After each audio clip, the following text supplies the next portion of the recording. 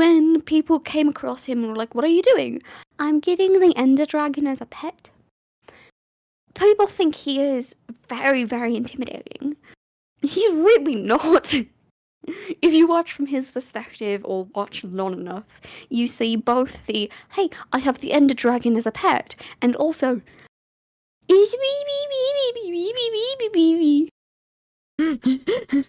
that's about as eloquent as I can get. Oh yeah, no, 100%, 100%.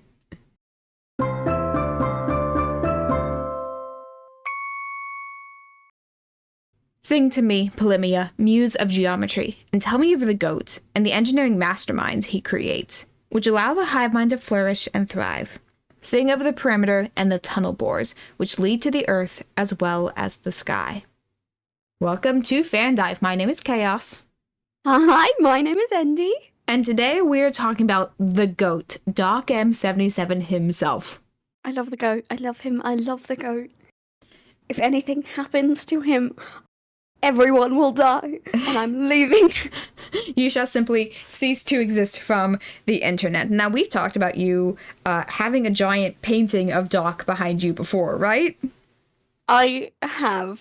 I might have to send you a photo for the thumbnail. It's just Doc. Well, it's going up on our Tumblr regardless, because I need to show people this. But yeah, DocM77 is one of the classic Minecrafters, and he is known as one of the keystones of the redstoning community. Not so much that he creates redstone from scratch himself, though he does do that on occasion, but he really gives a voice to a lot of the redstoners who, without him, would be in their little niche, but not going too far beyond that. Niche? Niche? How do you... Niche? Niche? Niche, there we go. Close enough. Yeah, there has HIVEMIND. Yeah. Golden the HIVEMIND. It's just like other Minecraft redstone creators and the people who learn about the mechanics behind the game, learn how to exploit it, all that kind of jazz. But he calls it the HIVEMIND because it's a hive mind of creators. People have, like, talked about, oh, how do I get invited to the hive mind like it's some sort of secret club? It's not. You make redstone and you're in the hive mind. I'm pretty sure he said, like, there's not a Discord or anything. There's not a group chat. It's just, "Hey, how does this work?" He messages a random person who knows more than him on the topic. "Oh, like this. Thank you. Hey, other guy. You know, friends? Networking?" How online communication works? Yeah, that's the hive mind in the most barest form of the word. So, the way you become part of the hive mind is you get really, really good at Minecraft or Redstone and the coding behind the game, and just start creating things. And eventually, people are going to be messaging you with questions, and you create connections. And suddenly, when you have connections, you're part of the GOAT hive mind. The greater hive mind. Now, what's funny is that some of the people who were like the OG reference of the hive mind are now like developers in the game, and it's like the question of, are we gonna like sneakily add in some of the exploits that we knew and make it more concrete, or are we like, listen, we did not mean for you to have shadow technology, please stop duplicating things, that is a glitch, we have to take it out. Please stop with the poppy technology. Poppy technology. Now, as you can watch DocM77 videos for like hours on end, which is pretty easy because the stuff can be minimum 1 hour to 3 hours, but like you can still like not understand what he's saying. And for me, it's like, yeah, I watch this stuff very casually. I don't go into the deep diving of redstone mechanic, because to me, I'm like, how do I make a sorting system? How do I make a tree farm? How do I make note blocks? That is my extent of redstone. So, Doc M is somebody who is known for his renowned ability in redstone mechanics. But he is not somebody that I would recommend if you're looking to learn how redstone works. If you want to learn, I'd be like, go watch Mumbo Jumbo. Go watch, nope, what's the name? Izuma? Exuma, sure, but I was thinking of, I picture an orange, and now I'm trying to think of who I was thinking. Mazuma? No, there's a... I'll think of the name in a minute. No, I won't. Now I want to know. Orange? I'm going to keep talking, and then I'm going to go look it up. So, he is not somebody I would recommend for if you want to learn how redstone works. There are very, very few people who watch DocM videos and understand everything that he's saying. He is someone you watch if you want to be in awe of the game, if you want to see creations you've not before, if you want to think about things in a different way, frame it in a different light. He is, to me, more of a inspiration to go find out yourself. He is not explaining how in the world he made a space program. Quantum technology pig. That's a thing. That's a thing. Yeah, to be sent to the far land, something that has become essentially a mythical legend at this point, only for Doc to prove that it is real and you can survive out there, but you need a pig to access it. Like, hello, why is this a thing? He does that. He does that though. It's this insane, and I say insane. He is insane. But he's so human at the same time, which is why I say he inspires to create of your own. Because you will say, I have no idea what's happening there, and then go off into your own little world and start going beep boop boop boop boop boop boop boop boop. Yeah, like how do you make a giant lightning storm attack only one spot on the server? Well, you need a couple lightning rods, and you need to know the code of the game, and you also need to have a portal that doesn't have a border around it. Just like the easy, simple ingredients. I will say, I have only learnt basic redstone because of DocM. I needed to understand at least comparators. Somebody help me. I watch all of his videos. I'm so lost. Comparators are such, like, I could say here is the logic behind them, but actually functioning with them in the game, I always get, like, confused. I'm like, no, but if I do this, I know what will happen, but I don't understand what I need to do that thing, if that makes sense. Like, comparators are used so often in Redstone, and they're talked about so casually. I'm like, I just need someone to second grade explain this, please. I am the exact opposite. If you set it down in front of me in the game, I'll go, oh, okay, beep boop boop boop boop boop boop, look, I made it work. If you ask me to explain how I made it work, I have no clue. I don't know what I did. I just have pattern recognition and watch Redstoners. If we combine our forces, we shall be unstoppable. I feel like we'd be very stoppable, actually. We'd be incredibly stoppable.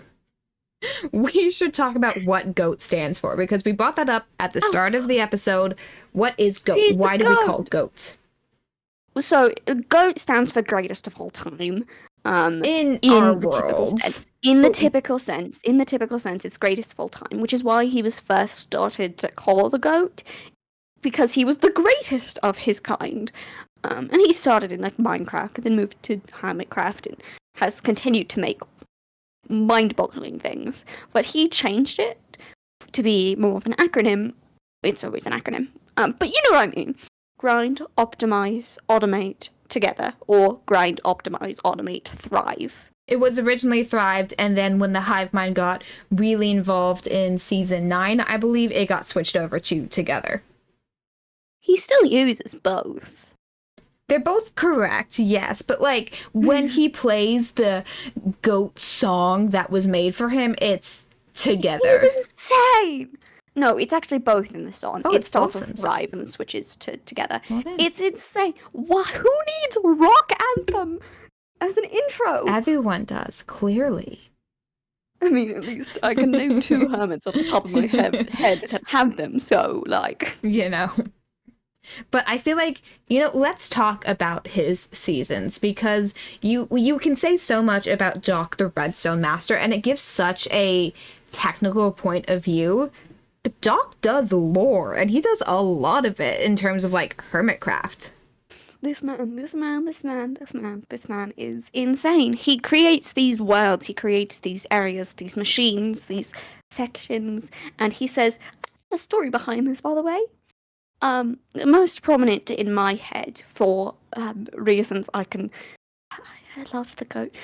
For reasons is the perimeter, which was season 9, yes? Yes.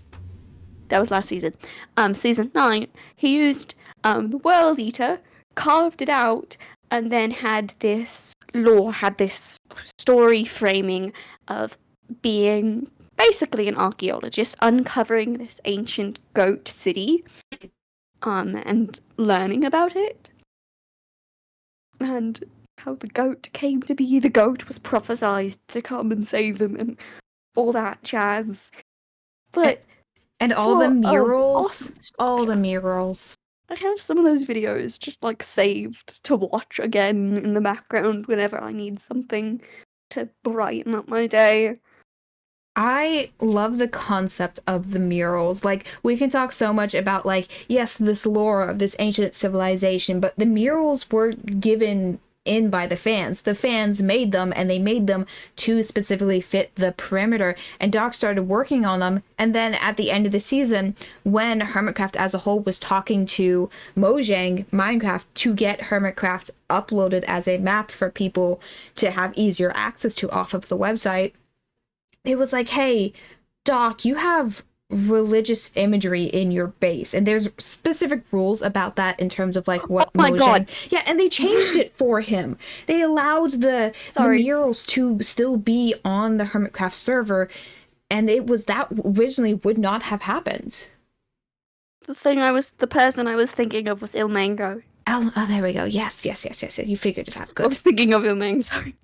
Of the Mango himself. The mango. He has such connections. He has so many connections, both to the little developers and for stuff, but also most of the murals, fan made. The fans went, I made this. Can you put it up on the wall? Can you put it up on the wall? Same with like his thumbnails. Every single thumbnail he has is something a fan created for him.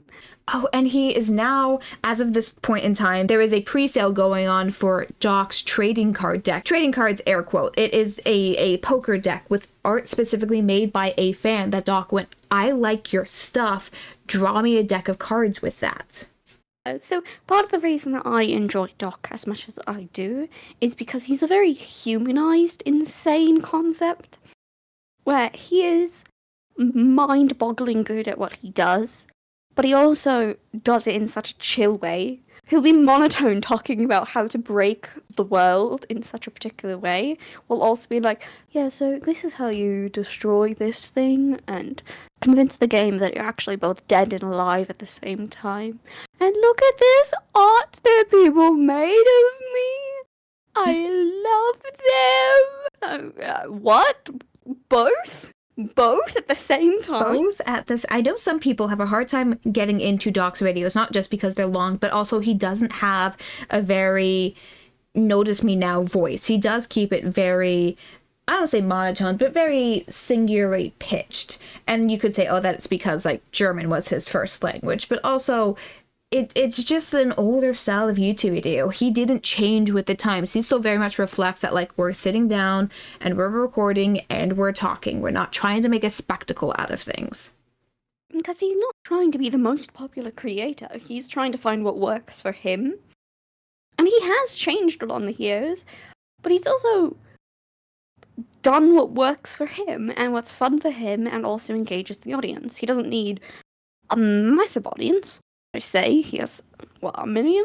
I mean, for all intents and purposes, he has a massive audience, but I would never say he's one of the number one hermits, because like that category is something else entirely. You can't rank the hermits. It's really you can't. Every hermit has their own thing going on, and to try and rank them would discredit whatever system you're not using. Yeah.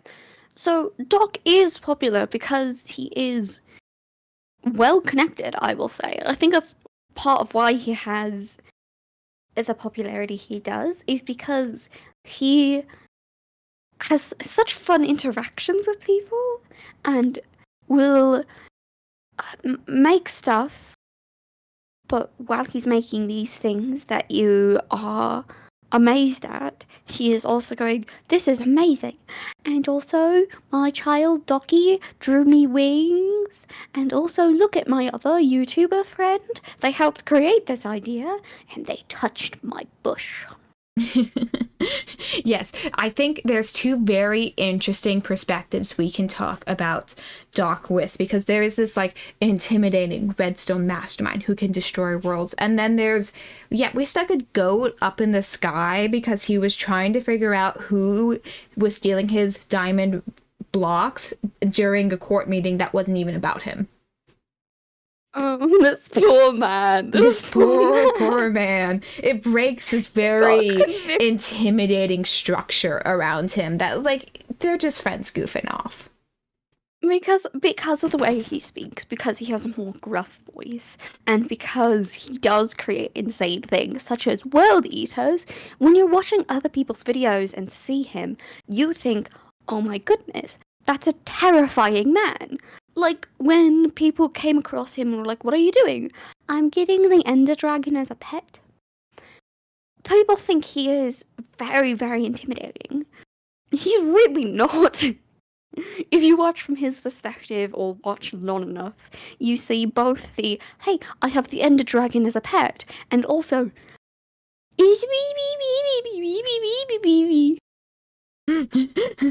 that's about as eloquent as I can get. Oh yeah, no, 100%, 100%. Sorry. I think I should have said that better, but that is how it's said in my brain. Yeah, 100%. Now, I gotta talk about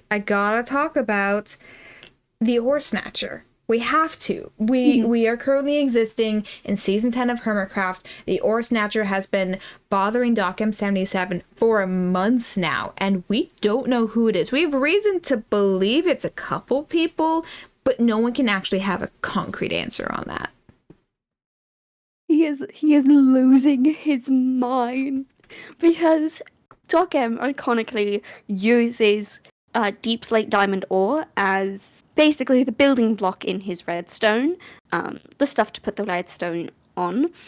But pieces of it started to go missing and replaced with just normal deep slate. And he has been on a manhunt trying to find out who it is. He's set up traps that'll trigger if something is tampered with. And every single one of them has failed. He's derailing other plot lines, just or jumping in there going, please, are you the Ore Snatcher? No. Darn it. He was, me as well, convinced it was CubFan. And CubFan was like, it's not me, but I've reason to believe it's someone in the courtroom at that time. What's interesting, and I'm just going to say this here, is that B-Dubs immediately turned around and went, it's someone in the audience, to immediately take blame off of himself. And I'm like, oh, does that mean it could potentially be B-Dubs? I mean, as much as it could be anyone, I suppose, but we now can say with at least a certain amount of certainty that it's not Cub. And a lot of people are saying, well, then it could be Scar. And I'm like, but does Scar have the skill to pull this off? Because this is a very technical thing. You're going against the goat and you're winning. That's part of why it has to be multiple people, right? It could be multiple people. But the hermits excel in taking a bit and running with it. What was it? It was like season 6, I believe. We had, oh goodness, I'm forgetting the name. The Jingler and the Jangler, yeah. Where one of them was found out like during the season, the other was not revealed of who was doing those pranks until years later. And it was CubFan, and now the Jangler has a TCG card. And so I'm not convinced we're gonna find out anytime soon, because these people excel in, if you don't want to know, if I don't want you to know, you don't get to know. I mean, we might find out in season 12, but maybe. Like that's I don't know, 5 or 6 years down the road. We can also find out tomorrow. Doc releases another video. It's 3 hours long. Him going, I got them. I figured it out. It could be. I don't know. I'm banking on it currently being B-dubs, but I've heard some pretty convincing arguments against XB Crafted, you know? I've heard It could be anyone. arguments on Tango Tech. It could be Tango Tech. You know, maybe it's everyone, but Okay. it's all secretly ganged up. It was me. It was you. have snuck onto, you know, I have some connections of people who are either siblings or friends or are dating Hermitcraft members. Maybe they snuck me on, and maybe it was me all along. SS Chaos, causing chaos.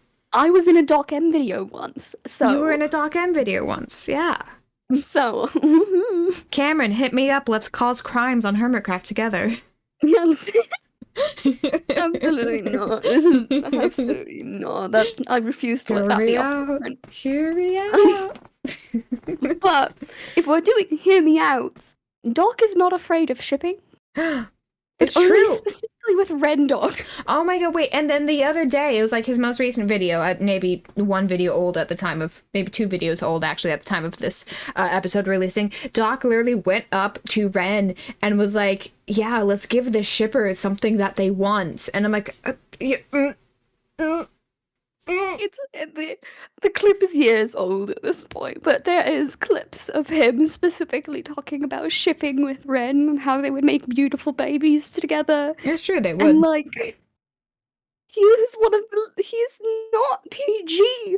I know he is PG. He doesn't curse in his videos most of the time. However, if there's ever going to be someone to ride the line and understand what they're doing, it's Doc.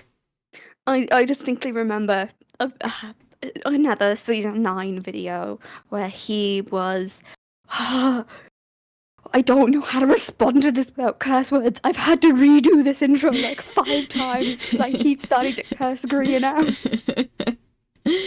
See, at that point you just have like the sound of ducks quacking through the intro of your video, and it's like, I think you understand what I meant by that. Yeah. I mean, speaking of Doc and writing the line of what is and is not, do you remember when Doc put the speakers in his perimeter that had like announcements that were the most dystopian-esque, follow the law, we're watching you type things? Yes. Do you remember Good Times with Scott looking at Doc and going, wow, this man's become a real dick. Tater. Yeah. Damn, Daniel. But being around the goat does that to you. Being around that. Yeah. See, Scar, as much as he does it, I feel like half the time it's not intentional or he doesn't fully understand. And it's like, no, that one he knew. That one he totally knew. That one he knew. Anyway, yeah. The Doc. It's the goat. It's DocM77. There's many things I can talk about for him. But we are coming up on time. So do you have one last point before we move on to the Q&A? This man has had so many different types of jobs in his life and is currently the oldest Hermitcraft member. Fun facts, yeah. He does have a background in medicine, but his nickname of Doc actually comes from basketball, so fun facts. Yeah, because he did medicine, specifically care for the elderly. He did basketball when he was quite young at the base. Yeah, there was a U.S. military base that he lived nearby, and they had a really good basketball court, and they would just, like, let people use it on occasion. He also did engineering, which tracks for what he does. Yeah. And he used machines that were, like, not safe, and, like, he never got hurt, but he was around people who got hurt by those machines. So these things, like, all come together and create a goat of man. They create the goat of man, and that is why he has goat horns on the side of his creeper face, which also has prosthetics on it because he tried to fight God, and he won, and then the dinner bone got salty. Yeah. Yeah, he also has butterfly wings. He also, but that's because of Docky. I love Docky too. Docky, yeah. 10 out of 10. Okay, Q&A time? Fine. Baby. Question number 1. This is once again, Fuzzball asking about Empire's SMP, and, like, listen. When you know you love Empires SMP, you know you love Empires SMP. But Fuzzball asks, the prophecy played a large part towards the middle/end of Empires SMP Season 1. Which prophecy do you think was the most impactful in the overall lore of the server? Couldn't tell you. Couldn't tell you? Couldn't tell you. I mean, I do not know. The Crown one and also the End of the World one were probably big deals. Probably. Don't remember them. You know? I remember things that happened. I don't remember the prophecies. I remember there was one egg and then one slightly deformed egg, and that's Lizzie and Jimmy. I remember that there was something to do with the horns in Scott's area. I don't remember the prophecy, so I couldn't tell you. Yeah, well, prophecy played a large part, but they were Lizzie's POV, so if you didn't know Lizzie, then you didn't know the prophecies. They were great. They were great, yeah. Point. I watched the musical. But you were a Shovel fan. I was a Shovel and Scott fan. Question number 2. Do we have a favorite magic system? This can either come from like video games or books or movies, but like what power/magic do you think is like top tier, the best? Okay, so problem. Answer. The answer is mine. I created a magic system based off of Minecraft's mechanics that have to do with souls. And I can't go too into it lest I reveal which story is mine.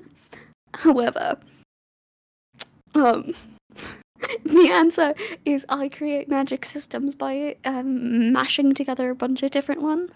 And world building is my favourite thing to do. So, unfortunately, I can't give you a good story. It's fine. It's fine. It's whatever. I mean, I could also talk about the magic system in my novel that I'm working on without super spoiling it. But the idea of like, in order to use magic in my book, you are burning excess energy of your soul. And that's like, that's where the power comes from and stuff. But that was the original idea back when everyone had fire-based powers. But then I'm like, that's boring. And so now some Paladins in D&D. Yeah, it's now like this person has fire powers, yes, but this person can combine their bodies with another person. They can fusion from Dragon Ball. And then this person can, I think I've talked about this before, teleport through doorway magic. And like it's still functionally the same thing, but it is built off of this idea of like, in order to use it, there is a drain on your body. Whatever you end up doing, which is not concrete because I haven't finished the first 7th, 9th draft of the book. One day I will probably be happy with it, but not today. I just write fan fiction. That's just write fan fiction. I'll write fan fiction of my own novel, right? You know? But I love magic systems that have a physical cost to using them. Not just, oh, I feel tired, but like, I am weak now that I've used this magic. I've burned up all the excess energy of my soul, and if I continue to do that, it will damage myself. Yeah, which is part of like the D&D, specifically 5th edition. If you actually start using it in that particular way, can be really well done. Many people don't do it exactly that way in D&D because it can take away from the roleplay in the game, but many of the things are set up where it specifically takes your energy and you can't do any more spells because you have no energy left in your soul. Yeah, it's not so much, I've used up all my spell slots. It's, I've used up everything in me, and you know, I feel like we could do more of that. And maybe my favorite magic system was D&D all along. Yeah, I like the paladins though, because where does their power come from? I want to. I want to. I want to. They literally make an oath. They don't even need to be connected to a god. It can just be, I have made an oath and a decision that this is what I'm doing. And because I said this is what I'm doing with such veracity, they got magic. They got magic. I also, shout out to one of my favorite mangas, Kaijo Hitman Reborn. A very similar concept. Your power comes from your dying will, and you discover it through the act of almost dying. And it's that adrenaline rush of like you're about to die, and so all the limitations your body naturally puts on you is suddenly gone. What can you do with that? And there's a moment of time where it's like you're very far into the story, so you've kind of forgotten about that. And then a civilian has to have their dying will exposed, and that person gets like really sick really quickly because they haven't built up that tolerance to that constant adrenaline fueling their powers. Oh, very good. It's so good. All right, now, final question. If we could give a PowerPoint presentation on anything, what would it be about? I mean, we have a podcast. We're functionally doing that already. Like, but like, lots of our things are, you know, the things that I would be able to talk about. Like, it's a little embarrassing, but I'm gonna go with it because I got rid of my shame a little while ago. I straight up, when I was still in school, would take over. We ended up calling it like Andy's lunch class. And I would go up to the whiteboard, and it would just be like me and 2-3 of my friends, and I would start explaining an aspect of Minecraft YouTube lore. So you would do the same thing that we are doing now? Yes, I had a bit more structure to it. I specifically would explain what each individual thing is a bit more because the people I was talking to knew nothing about the fandom. Rather than we are kind of going under the assumption that people generally know what we're talking about. But yeah, I talk about Minecraft YouTube. I talk about how cosplays are created, about how to scavenge supplies. I talk about random weather phenomenons. I talk about whatever.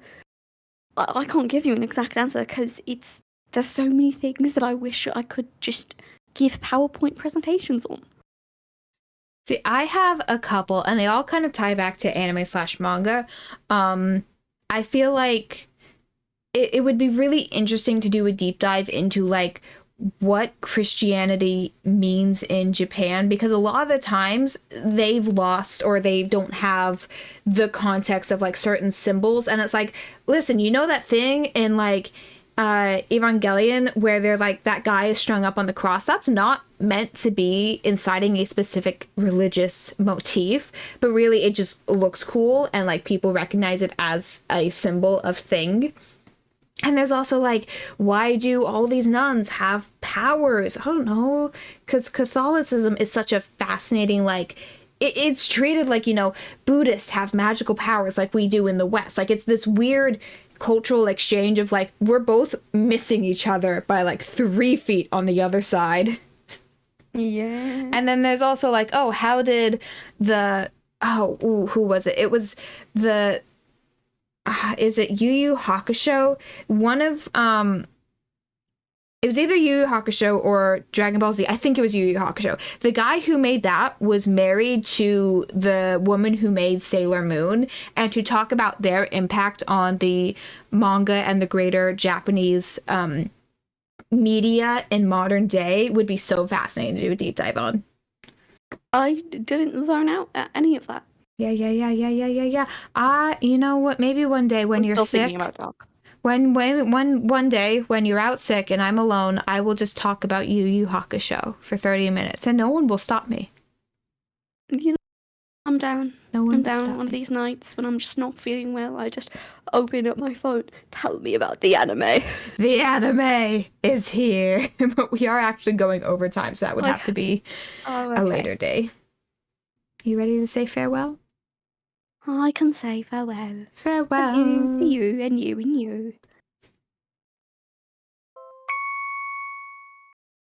Thank you for listening to this episode of FanDive. We'll be back again next Monday diving into yet another fandom. Have a topic you would like us to cover? Head over to our website, fandive.tumblr.com. There you can also find any episode relevant images and general shenanigans that we get up to. It is Tumblr after all. We're not ashamed of being fans of things.